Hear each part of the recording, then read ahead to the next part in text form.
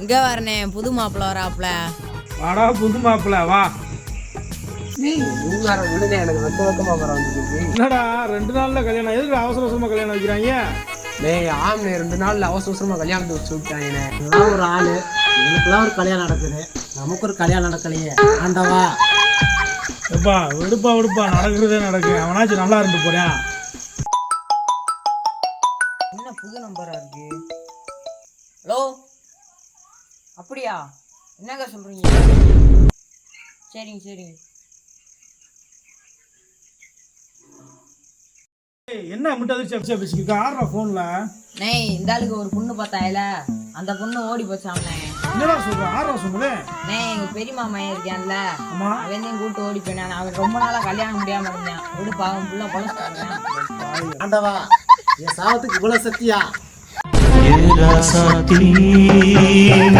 வாழணும்.